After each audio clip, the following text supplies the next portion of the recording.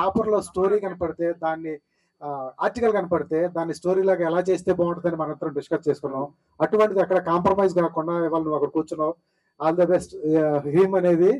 Theme అనేది success అవుతుంది compulsory, ఎందుకంటే నీ కృషి ఉంది, నీ వెనకాల శివ ఉన్నాడు. All the best. ఒకసారి పవన్, ఎందుకంటే ఈ సినిమా గురించి అడిగే కాకుండా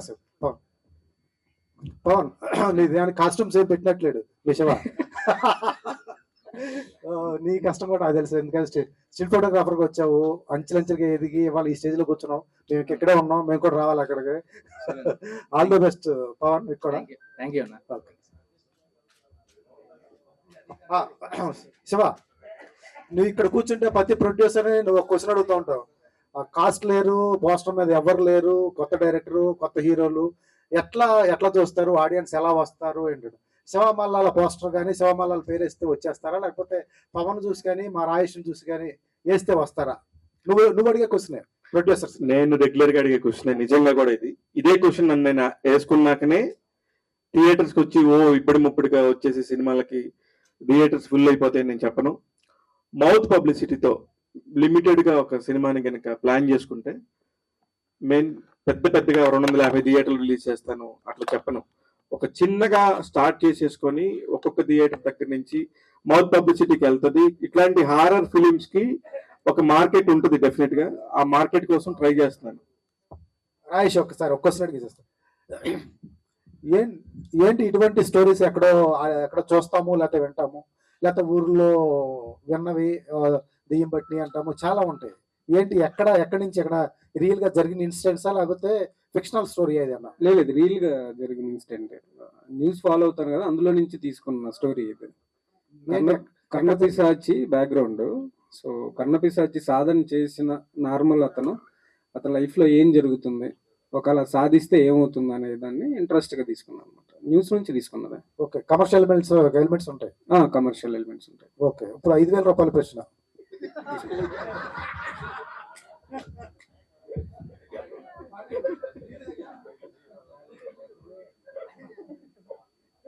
శివ, కంగ్రాట్స్.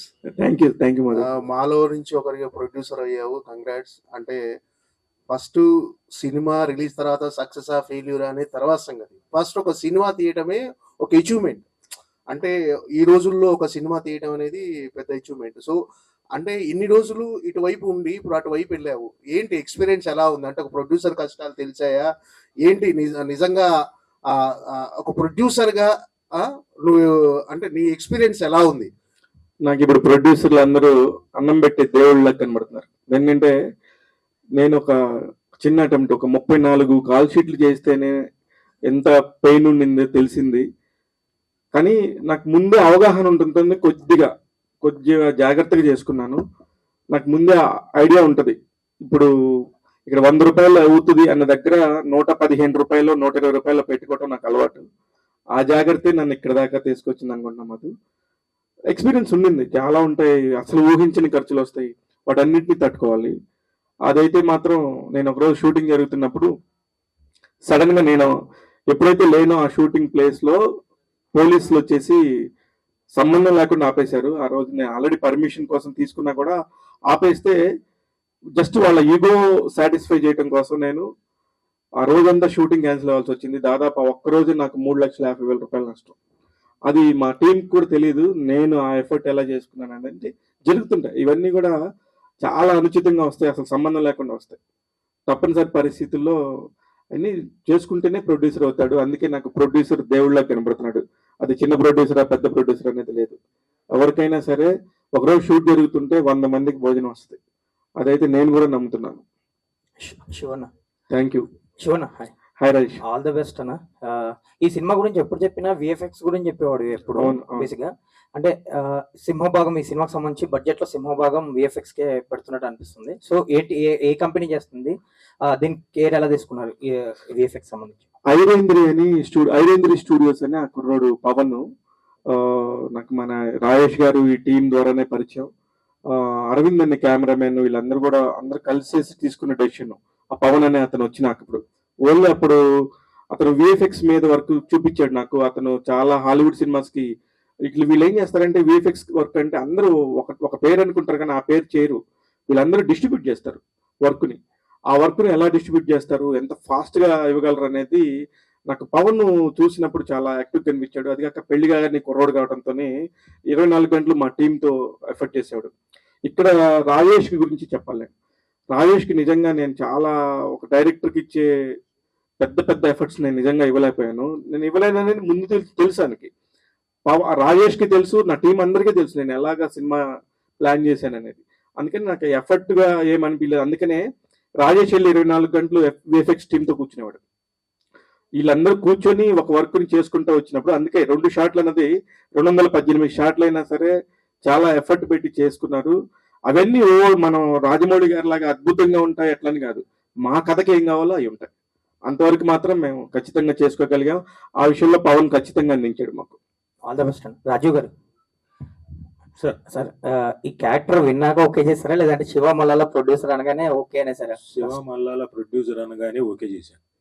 నేను క్యారెక్టర్ వినలేదు, ఏమీ వినలేదు. బేసిక్గా మీరు కొంచెం చూజీగా ఉంటున్నారు కదా ఈ మధ్య కాలంలో, అసలు చాలా చూజీగా సార్ చేస్తారు. మళ్ళీ కూడా చెప్తున్నా, క్లారిఫై చేస్తున్నాను. కొన్నిసార్లు చూజీగా ఉంటాను, కొన్నిసార్లు అసలు చూజీగా ఉండను. నాకు డబ్బులు కావాలి, చేసేస్తాను. అంతే కదండి, మరి సర్వైవ్ అవ్వాలి కదా.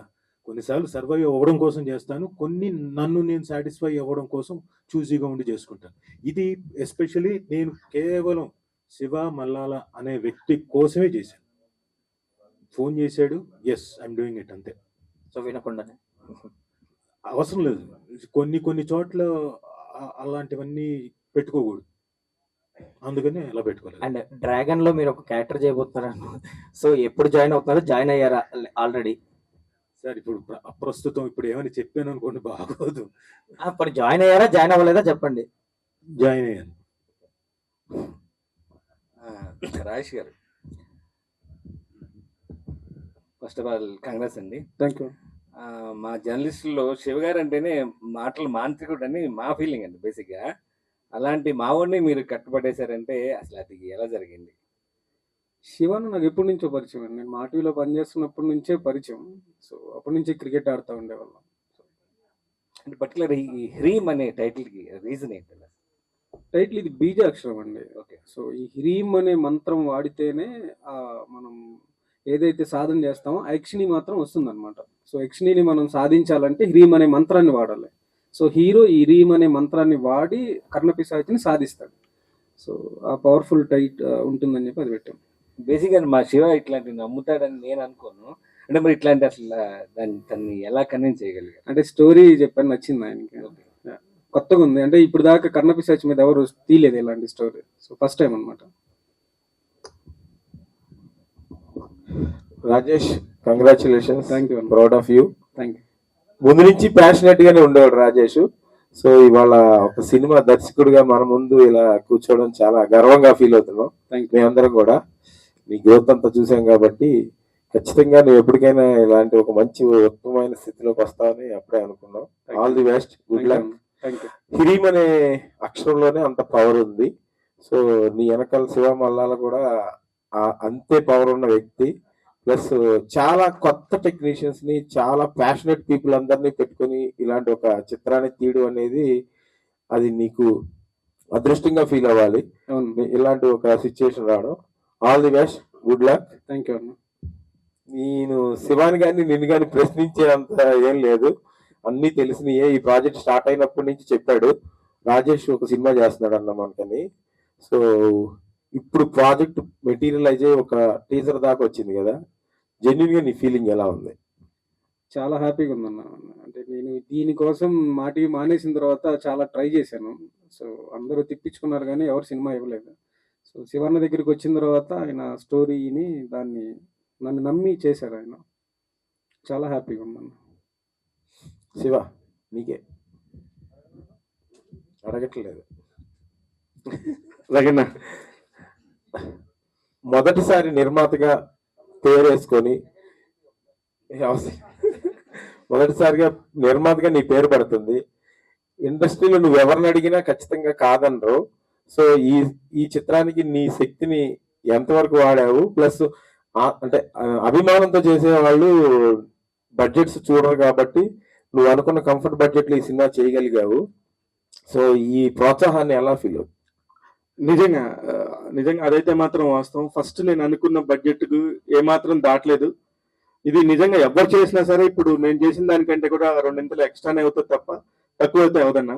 దానికి కారణం నిజంగా రాజీవ్ కనకాల గారు డేట్ పట్టుకోవాలంటే ఈ రోజు నన్ను అన్నీ అడుగుతారు, రాజీవ్ గారు డేట్ ఇప్పించు అని. దానికి తిడతాడు కానీ ఉంది, అంత బిజీ ఉంటుంది. ఎందుకు మనమే మాట్లాడుకుంటాం, రాజీవ్ ఎక్కడున్నాడు రా మన ఈవెంట్కి రావాలంటే అన్న రోజు లేడంటే అని చెప్తా ఉంటాను. అంత క్లోజ్. అలాంటి క్లోజ్ నేను వాడుకుందాం అని అనుకోలేదు. నేను ప్రతి ఒక్కదానికి ఒక బడ్జెట్ వేసుకున్నా కానీ రాజీవ్ గారి మాషం ససైమిరా నన్ను హక్ చేసుకొని నువ్వు కనుక డబ్బులు ఇస్తే నేను నీతో మాట్లాడను అన్నాడన్న. నా దగ్గర డబ్బు రూపాయి తీసుకోలేదు, ప్రామిస్ గా చెప్తున్నాను. ఎందుకంటే ఆ ఫ్రెండ్షిప్ కి నేను వాల్యూ ఇచ్చాను, నాకు కూడా అదే వాల్యూ రిటర్న్ రూపంలో ఇచ్చారు. అందువల్ల నాకు కుదిరింది కూడా ఆ బడ్జెట్ లో చేయడానికి, లేకపోతే ఇట్స్ ఇంపాసిబుల్. 34 కాల్ షీట్లు, 22 నిమిషాల విజువల్ ఎఫెక్ట్స్, ఇంతమంది ఆర్టిస్టులు అందరూ కూడా. రాజశేఖర్ గారు లాంటి వాళ్ళు, ఆయన కోర్టు సినిమా పెద్ద హిట్ అయింది, అందులో hero father character main character లో ఉన్నాడు. నేను అడగగానే ఆయన తీసుకునే బడ్జెట్ కి సగం బడ్జెట్ కి వచ్చారు. అలాగే తనికల్ల భరణి గారు, అసలు భరణి గారు అయితే అమెరికా నుంచి వచ్చారు పాపం, ఇంకా అసలు పడుకొని కూడా పడుకోలేదురా. ఎప్పుడు వెళ్తే అన్న నాకు ఒక 1 డే ఇవ్వండి, చాలా ఇంపార్టెంట్ సీన్స్, అది మీరు చెప్తేనే కరెక్ట్ అనుకోగానే భరణి గారు వచ్చారు. నిజంగా రావడంతో ఆ ఒక క్యారెక్టర్ కి చాలా ఎలివేషన్ వచ్చింది. ఇలాగ అందరూ కూడా, బెనర్జీ గారు కూడా నేను అడగగానే ఇంటర్వ్యూ చేస్తే వచ్చారు ఆయన. మాకు లేదా సినిమాలు మీరు చేసుకుంటున్నారంటే నిజంగా నా బడ్జెట్ లో లేదు, బెనర్జీ గారిది రేంజ్ బడ్జెట్ కాదు నాది. కానీ ఆయన కూడా ఇమ్మీడియట్ గా నువ్వు అసలు ఆలోచించకు, నీ కోసం నేను చేస్తానని చెప్పి ఇలా అందరూ కూడా వచ్చారు. ఒకళ్ళమ్మటి వచ్చి సినిమా కోరుకుంటుంది అంటారు కదా, అలాగా సినిమా కోరుకుంది. డెఫినెట్ గా అలా అయింది. అలాగే భద్రం గురించి చెప్పాలి. నువ్వు చెప్పండి అన్న, మీకు ఏ డేటో చెప్పండి, నీకు చెప్పిన డేట్ నేను ఇచ్చినాకనే మిగతా ఎవరికైనా ఇచ్చుకుంటానని ఫస్ట్ నుంచి అదే రెస్పెక్ట్ చేస్తున్నాడు. ఇప్పుడు కూడా అదే రెస్పెక్ట్ చేసి ఈ సినిమాలో చాలా మంచి క్యారెక్టర్ చేశాడు, హీరో ఫ్రెండ్ క్యారెక్టర్ లాగా. అంటే సినిమా చెయ్యొచ్చు, చాలా సినిమాలు దాన్ని ఎలా ప్రాఫిటబుల్ గా చెయ్యాలన్న ఆలోచనే ఉంటుంది అందరికి. కానీ ఈ సినిమా ద్వారా ఎంతో మందికి యంగ్స్టర్స్ కి లైఫ్ ఇవ్వడం అనేది చాలా గొప్పగా ఫీల్ అవుతున్నాం. All the best Shiva. Thank you so much అన్న. అధ్యక్ష, ముందుగా మీడియా నుంచి ముగ్గురు, శివ, పవన్, రాజేష్, ముగ్గురు సినిమా ఇండస్ట్రీలో డైరెక్టర్ గా, హీరోగా, ప్రొడ్యూసర్ గా రావడం చాలా సూపర్ గా ఉంది చూస్తుంటే. అందరూ మీడియా వాళ్ళే, కరెక్ట్. ఎగ్జాక్ట్. ముగ్గురికి ముందుగా అభినందనలు మా అసోసియేషన్ తరఫున, నా పర్సనల్ కూడా. Shiva, all the very best. ఎందుకంటే పోస్టర్ డిజైనే కొంచెం వెరైటీ కనిపిస్తూ ఉంది, అలాగే టీజర్ కూడా చాలా బాగుంది. Good, nice, all the very best. దీనికి ఏమైనా హీమ్ అని పెట్టిన తర్వాత హీమ్, క్రీమ్, భీమ్ అని 3 పాటలు దిగిపోతున్నావా? ఈ పాటతో ఆగిపోతుందా ఏంటి? యాక్చువల్లీ రాజేష్ ఐడియా అయితే దీనికి సెకండ్ పార్ట్ ఉండిందని, కాకపోతే నేనేమంటున్నానంటే ఇది ఒకసారి అయితే నేను చేయగలుగుతాను, ఇంతమందిని ఆబ్లిగేషన్ అడుగుతాను. ప్రతిసారి నేను ఆబ్లిగేషన్ అడగలేను కదా, ఈ సినిమాని బట్టి నెక్స్ట్ ఏం చేయొచ్చు అనేది కూడా ఆలోచిస్తాను. కానీ ఈ సినిమా తర్వాత ఇప్పటిదాకా నా ఫ్యామిలీ మెంబర్స్ లాగా చేసుకున్నారు. మీరందరూ కూడా బయటకు వెళ్ళి తలా ఒక్కొక్క సినిమా చేసుకున్నాక మళ్ళీ మీకు అవకాశం కావాల్సినప్పుడు అడగండి తప్ప ఇమ్మీడియట్ గా అయితే మాత్రం నేను మీతో చేయను, నేను వేరే ప్రాజెక్ట్స్ చేసుకుంటానని చెప్పి వేరే కొత్త వాళ్ళతో చేస్తాను. ఐఎమ్ వెరీ హ్యాపీ అన్న. ఇటు కూడా ఆటోమేటిక్ వద్దని వచ్చేస్తారు. ఈక్వల్ 1, 2, 3 కూడా. All the very best Raju గారు, all the very best. Pavan, Rajababu Pavan ని అడుగుతాడు. ఎందుకంటే పవన్ గురించి తెలుసు నాకు, మల్టీ టాలెంటెడ్.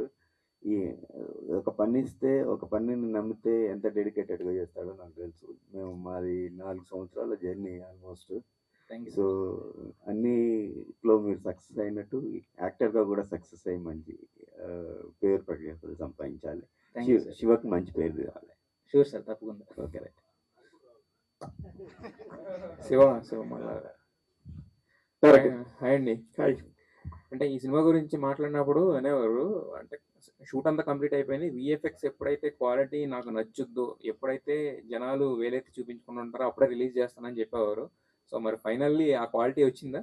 100% అండి. అందుకే నేను ఆ టీజర్ చూసినప్పుడే, ఆ టీజర్ ని ఒక అతను కట్ చేశాడు, ప్రతీక్ అని, మన కోటగిరి వెంకటేశ్వర గారు, చంటి గారు ఉన్నారు కదా, అంత పెద్ద ఇల్లు దగ్గర ఇట్లాగా ఒక చిన్న సినిమాలు, అంటే చిన్న బడ్జెట్ సినిమాలకి కొంచెం హెల్ప్ కావాలన్నప్పుడు ప్రతీక్ అనే వ్యక్తి నేను చేసి పెడతానని వచ్చారు. దాన్ని ఆ ప్రతీక్ని పరిచయం చేసింది నాకు సైక్ సిద్ధార్థ డైరెక్టర్ వరుణ్ రెడ్డి. వాళ్ళిద్దరూ చేసి మా దగ్గర ఉన్న కంటెంట్ అంతా చూపిస్తే, ఇగో ఇప్పుడు మీరు చూసిన ఆ టీజర్ ని కట్ చేశారు. ఇప్పుడు మీరే చెప్పండి, టీజర్ క్వాలిటీ ఎంత బాగుంది, ఆ సౌండింగ్ ఎలా ఉండింది అనేది అవన్నీ చూసుకున్నాకనే నేను ఇక్కడ దాకా తీసుకొచ్చాను. అంటే సినిమా చిన్న పెద్ద ఉండదు, కంటెంట్ ఉన్నది, కంటెంట్ బాగాలేదు, అప్పీలింగ్ అంది. సో చాలా సినిమాలు అనుకుంటాం మనం, ఇది ఒక సినిమా వస్తుంది, ఇది ఒక థియేటర్లో వస్తుంది అని చెప్పి. బట్ అలాంటి సినిమాల నుంచి మొదలుపెట్టి సూపర్ స్టార్స్ అయిన వాళ్ళు, సూపర్ డైరెక్టర్స్ అయిన వాళ్ళు, సూపర్ ప్రొడక్షన్ హౌస్లు అయినవి కూడా ఉన్నాయి. సో అలాంటి ఒక శుక్రవారం మీ అందరికి రావాలని చెప్పి మనస్ఫూర్తి కోరుకుంటున్నాను. Wish all the best to the entire team. Thank you so much. ముందుగా మీ టీం అందరికి అభినందనలు. థ్యాంక్ యూ సుబ్బారావు గారు. ప్రస్తుతం యాక్చువల్గా ఈ హారర్ ట్రెండ్ బాగా నడుస్తుంది ఎంటైర్ అంటే వరల్డ్లోనే. దానికి ఎగ్జాంపులే రీసెంట్గా రిలీజ్ అయిన 8 కోట్లతో రిలీజ్ అయిన అబ్సెషన్ సినిమా దాదాపు 2,000 కోట్ల పైన వసూలు చేసింది. సో మీ సినిమా కూడా ఆ రేంజ్ కాకపోయినా డెఫినెట్గా మంచి సక్సెస్ అవ్వాలని మనస్ఫూర్తిగా ఆశీర్వదిస్తున్నాను. థ్యాంక్ యూ సుబ్బారావు గారు. అండ్ రాజీవ్ గారు, మీరు ఏదో సర్వైవల్ అన్నారు, మరి సుమ్మగారేమో అటు చూస్తే 4 ఈవెంట్లు 5 ఇంటర్వ్యూలతో ఎవ్రీ వీక్ బిజీగా ఉన్నారు మీరు. అలా కాదండి, అంటే ఇప్పుడు ఎవరికి పద్ధతులు వాళ్ళు చేసుకుంటుంటాం, అది కాదు ప్రాబ్లం. కొన్ని ఉంటాయి కదా, అంటే జీవితంలో జరిగినవేవో ఉంటాయి కదా, దాన్ని అంటే సరిదిద్దుకోవడానికి కూడా కొన్ని కావాల్సి వస్తాయి. అది అన్నీ చెప్పలేను. సో కావాలి, కొన్ని కావాలి సర్వైవల్ కోసం, కొన్ని కావాలి, కొన్ని మనం సాటిస్ఫై చేసుకోవడానికి కావాలి, అంతే. సో మీ సహాయ సహకారాలు మా శివకి ఇచ్చినందుకు థ్యాంక్ యూ. అలా ఏం లేదు సార్. బ్రదర్ పవన్, సో మీరు అంటే ముందు ఎంతో స్ట్రగుల్ అయ్యి ఉంటారు, ఈ సినిమాకి మీరే అన్నప్పుడు మీ ఎగ్జాక్ట్లీ ఫీలింగ్ ఏంటి? మీరే హీరో అన్నప్పుడు. నేనే హీరో అన్నప్పుడు ఫస్ట్ ఆఫ్ ఆల్ నేను చేయగలనా అనే డౌట్ వచ్చేదండి. దానికి డైరెక్టర్ రాజేష్ గారు, నువ్వే చేస్తావు, నువ్వైతేనే దీనికి న్యాయం చేయగలవు, ఈ సినిమాకి నువ్వే కరెక్ట్ యాక్ట్ అనేసి నాకు తన దగ్గరుండి అన్నీ ఇలా చేయాలని చెప్పేసి తను చేయించాడండి. ఫస్ట్ తను చేసి చూపించేవాడు, తర్వాత దాన్ని కొంచెం ఇంప్రూవ్మెంట్ చేసేసి ఓకే నేను చేయగలను అనుకున్నప్పుడు స్టెప్ తీసుకుని ముందుకు వచ్చాను. ఓకే ఓకే అంటే చేసినాక ఇవి చూసుకున్నాక, రష్ కానీ అవన్నీ చూసుకున్నాక మీకు ఎట్లా అనిపించింది? చాలా బాగా అనిపించిందండి. అంటే చాలా బాగా సినిమా అవుట్పుట్ చాలా బాగా వచ్చింది. ఇది నేనే చేశానంత ఫీలింగ్ నాకు కలిగిందండి. Okay, all the best. Thank you sir. అన్న శివన్న, అంటే ప్రొడ్యూసర్లు అంటే చాలా కష్టపడతారు, టీం అంతా కష్టపడతారు సినిమా కోసం, కానీ ఆడియన్స్ మాత్రం సినిమా బాగుందా లేదా అనేది చూస్తారు. ఆ పాయింట్ ఆఫ్ వ్యూలో ఇది ఎంతవరకు కనెక్ట్ అవుతుంది ఆడియన్స్కి? ఇప్పుడు అదే చెప్తున్నాను కదా, నేను డే 1 నుంచి చెప్తుంది, మా పర్టికులర్ సినిమాకి మేము ఇక్కడ దాకా తీసుకురావటం మేము తేగలమా లేదా, అసలు ఒక సినిమాని డైరెక్ట్గా ప్రొడ్యూస్ చేయగలమా లేదా, మనం ఎందుకు చేయగలం చేయలేమా అనే దాని మీద మైండ్ సెట్లో ఉన్నాను. కంటెంట్ పరంగా చూస్తే కనుక నేను కూడా ఒక రివ్యూ రైటర్ కాబట్టి ఖచ్చితంగా ఒకసారి చూసిన వాళ్ళు మాత్రం బాగానే ఉంది, డెఫినెట్గా చూడొచ్చు, కొత్తగా ప్రయోగం చేశారు, ఒక కొత్త కంటెంట్ చెప్పారు, ఉన్న దానిలోనే చాలా మంచి విజువల్ ఎఫెక్ట్స్ ఇచ్చారు అనేది మాత్రం ఖచ్చితంగా మాట్లాడుకుంటారు. మధ్యలో వీళ్ళందరూ కొత్త ఆర్టిస్టులు కదా అనుకునే లోపు ఒక్కొక్క ఆర్టిస్ట్ వచ్చి జాయిన్ అవుతా ఉంటారు, ఒక్కొక్క ఆర్టిస్ట్ దగ్గర నుంచి మంచి కథ వస్తూ ఉంటుంది, ఒక్కొక్క ఆర్టిస్ట్ వెళ్ళిపోతూ ఉంటాడు, ఇంకొక ఆర్టిస్ట్ వస్తూ ఉంటాడు. అదే ఇది సక్సెస్ ఫార్ములా అని నేను నమ్ముతున్నాను. శివ, రివ్యూలు బాగా చెప్తావు కదా, రేటింగ్ కూడా ఇస్తుంటావు. సో మీ సినిమాకి ఎంత రేటింగ్ చేసుకుంటావు? ఈ సినిమాకి రేటింగ్ నేను ఇస్తానన్నా, నిజంగా కూడా డెఫినెట్ గా ఇస్తాను. ఆ రేటింగ్ ప్రకారమే మా డైరెక్టర్ని కానీ మా విఎఫ్ఎక్స్ వాళ్ళని కానీ నేను ఖచ్చితంగా 1-2 సార్లు చెక్ చేసుకొని, ఫస్ట్ నేను చూసినప్పుడు 2.5 అనుకున్నాను, ఆ తర్వాత 2.75 అయింది. ఇప్పుడు టీజర్స్ ఇవన్నీ చూసినాక 3 రేటింగ్ ఇవ్వచ్చేమోనని నేను అనుకుంటున్నాను. ఇంకా ఫైనల్ కాపీకి నాకు ఇంకొక 15 రోజులు టైం పట్టింది. అది చూసినాక మీకు పర్సనల్ గా చెప్తాను. ఇది ఏంటంటే ఇక్కడ వరకు వచ్చింది, ఇంతేనన్నా, అబద్ధం చెప్పకూడదు కదా. ఫస్ట్ నేను చూసినప్పుడు ఇది ఒక 2.5 రేంజ్ ఉంటుందా అని నాకు నేనే అనుకున్నాను. కొన్ని కరెక్షన్స్ చేశాము ఆ విఎఫ్ఎక్స్ పవన్తో కానీ, అప్పుడు 2.75 అయిద్దేమో అనుకున్నాను.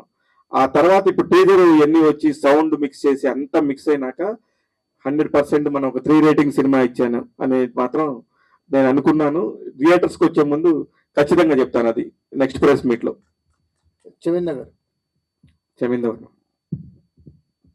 సో అంటే మీరు ఇందాక మాట్లాడుతూ అబ్సెషన్ అన్నారు కదా, అది recent sensation world wide. So దాంతో పోల్చినప్పుడు ఎక్స్పెక్టేషన్స్ పెరుగుతాయి. మీకు ఈ అబ్సెషన్ ఏంటి? అంటే నాకు first of all horror genre చాలా థ్రిల్లింగ్గా అనిపిస్తుంది. మీరు అబ్సెషన్ చూసుంటే చూసారు కదా. So you saw how Nikki was obsessed with Bear. So ఈ సినిమాలో కూడా I'm obsessed with my lover boy. సినిమాలు అంటే కూడా అబ్సెషన్. మా సినిమా ఫుల్ అబ్సెషన్. మీరు డైలాగ్ వింటే అంతం తర్వాత కూడా నువ్వు నాకే సొంతం అంటే తను చనిపోయినా కూడా వదలను, అంత అబ్సెషన్ తను అంటే ఇందులో. All the best. Thank you. Rajeev గారు, ఈ మూవీ కథ వినకుండానే శివ గారి కోసం ఒప్పుకున్నారు కదా, సో క్యారెక్టర్ చేసిన తర్వాత మీకు ఎలా అనిపించింది? ఓకే చేసినందుకు సాటిస్ఫాక్షన్ ఉందా సార్? Yes definitely. అంటే ఫస్ట్ ఆఫ్ ఆల్ ఏంటంటే ఒక కొత్త లుక్, ఆ గెటప్ నాకు ఇచ్చేసరికి లొకేషన్లో I was 50% I'm satisfied for the look. So ముందు అక్కడ నాకు ఐ వాజ్ వెరీ హ్యాపీ. మిగతాది అక్కడ ఏం చేస్తాను ఏంటి అన్నది కూడా ఆలోచించలేదు. బట్ ఆ 50% నాకు ఆనందం కలిగించాడు.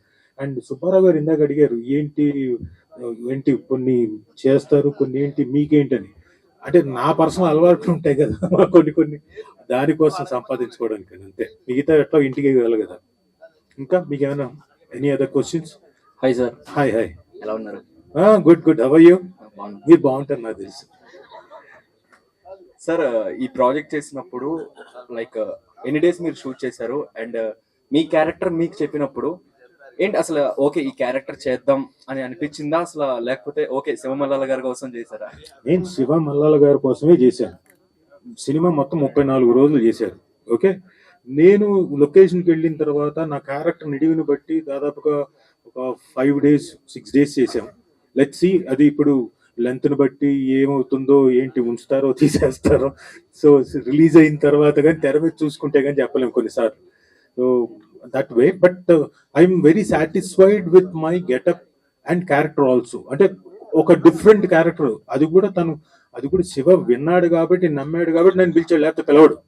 లేకపోతే ఇంకొక మరీ దేనికి పనికిరాంది వెనక భట్టుడు క్యారెక్టర్ అయితే ఇవ్వడుగా. సో ఆయన మీద నమ్మకంతో చేశాను. పవన్ గారు, మీ కష్టం నాకు తెలుసు, ఎందుకంటే మీరు ఎంత కష్టపడ్డారో ఒక సినిమాని చేయాలి. మీ ప్యాషన్ ఏంటో నాకు తెలుసు మొత్తం కంప్లీట్ గా. సో మిమ్మల్ని మీరు స్క్రీన్ మీద ఎంత పెద్ద 70mm స్క్రీన్ మీద చూడబోతున్నారు. సో మీకు ఆ ఫీలింగ్ ఏంటి? సో జనాలంతా కూడా యాక్సెప్ట్ చేయాలి కదా. సో ఇలాంటివన్నీ ఉన్నప్పుడు మీ ఫీలింగ్ ఏంటి, ఎలా ఉంది ఒక థియేటర్ రిలీజ్కి వచ్చినప్పుడు?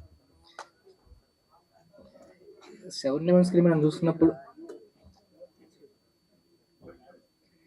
ఆల్రెడీ సినిమా షో చూసామండి మేము. ఒక ఫస్ట్ కాపీ అది చూస్తున్నప్పుడు నన్ను చూస్తున్నప్పుడు ఓకే బాగున్నాను, బాగానే చేశాను అని నాకన్నా కూడా నా పక్కన ఉన్న వాళ్ళందరూ బాగా చేసావు, బాగా న్యూస్ దీనికి మీద సూట్ అయ్యా ఉన్నట్లుగా చెప్తుంటే ఆ ఫీలింగ్ చాలా గ్రేట్గా ఉంది. అంటే అంత కాదు నార్మల్గా. సో దాన్ని మనం మాటలో చెప్పలేము అనమాట ఆ ఫీలింగ్ అనేది. రాజేష్ గారు హాయ్ అండి. సో శివమల్లాల గారిని స్టోరీ కానీ ఇవన్నీ చెప్పి ఎలా ఒప్పించారు ఏంటి? అంటే ఎందుకంటే చాలా స్టోరీస్ మీరు జనరల్ గా రాస్తూ ఉంటారు, ఆబ్వియస్లీ మీకు మైండ్ లో కూడా చాలా స్టోరీస్ ఉంటుంటాయి. బట్ పర్టికులర్ గా ఈ స్టోరీ ఒప్పుకోవడానికి ఆయన రీజన్ ఏంటి? కొత్తగా ఉంది స్టోరీ. సో శివన్న చాలా పర్టికులర్ గా ఉంటారు, ఏం చెప్పినా దానికి ఆయనకి అన్ని తెలుసు అనమాట. సో ఇది బాగా నచ్చింది నేను చెప్పినప్పుడు. స్టోరీ ఎప్పుడు వినలేదు, కొత్తగా ఉంది. దీన్ని అందరం కూర్చొని ప్రాపర్ గా దాన్ని ప్రిపేర్ చేసాం. సో అందుకు ఒప్పుకున్నాం. చెమింద గారు హాయ్ అండి. ఇందాక రాజీవ్ గారు చెప్పినప్పుడు హ్రీమ్ అనే సినిమా చూసిన తర్వాత బయటకు వచ్చిన తర్వాత మీ విజన్ అనేది ప్రతి ఒక్కరికి యాప్ట్ అయి ఉంటుంది అని చెప్పారు, మీరు గుర్తుండిపోతారు అని అన్నారు. సో సెట్స్ లో ఎలా ఉంది? ఆ భయం కానీ ఏమైనా క్యారీ చేశారా ఏ సిచ్యువేషన్ లో అయినా? అంటే సెట్స్ లో it was really fun working with the team అండి. అట్లేం భయం అలా ఏం లేకుండే. But my characterisation in this film is very different. అంటే స్టార్టింగ్ డెబ్యూట్ చేయడానికి there is so much of scope of performance. So నాలో ఉన్న వేరియేషన్స్ అన్నీ మా డైరెక్టర్ గారు బయటకు తీస్తారు. So yeah you'll all have fun అండి. క్యారెక్టర్ అయితే ఖచ్చితంగా ఒక డెబ్యూటెంట్ చేసినట్టయితే మీకు అనిపించదు. యుల్ రియల్లీ 3 వేరియేషన్స్ ఉంది ఇందులో. మీరు పోస్టర్ లో చూస్తే మీకు దేవతగా కనిపిస్తాను, పిశాచిగా కనిపిస్తాను, నార్మల్ అమ్మాయిలా కనిపిస్తాను. సో చాలా వేరియేషన్స్ ఎక్స్పెక్ట్ చేయొచ్చు మీరు దీంట్లో. శివ గారు లక్ష్మి గారు హాయ్ సార్. Hi. ముందుగా కంగ్రాచులేషన్స్ ప్రొడ్యూసర్ గా నేమ్ ట్యాగ్ తీసుకున్నందుకు. అండ్ యా చాలా వరకు విఎఫ్ఎక్స్ ద్వారా ఫెయిల్ అయిపోయిన సినిమాలు పెద్ద పెద్ద సినిమాలు చాలా ఉన్నాయి, మనం ఆల్రెడీ చూసాం. సో ఈ సినిమా మెయిన్ పాయింట్ విఎఫ్ఎక్స్ అన్నారు, అందులో ఎంతవరకు జాగ్రత్తలు తీసుకున్నారు విఎఫ్ఎక్స్ చేసే ముందు? నో, ఈ సినిమా మెయిన్ పాయింట్ అసలు విఎఫ్ఎక్స్ కాదు. విఎఫ్ఎక్స్ అనేది 2 షాట్లు ఉంటాయని మా డైరెక్టర్ దేవర్ నుంచి చెప్పాడు. మీరు ఇప్పుడు మళ్ళీ అడిగినా కూడా 2 షాట్లు ఉన్నాయని చెప్తాడు. అలా కాదు, విఎఫ్ఎక్స్ తర్వాత ఒక్కొక్కటి కథకు తగ్గట్టుగా యాడ్ అయినాయి. ఆ కథ తీసుకుంది ఆ విఎఫ్ఎక్స్ పాయింట్ ఆఫ్ వ్యూని.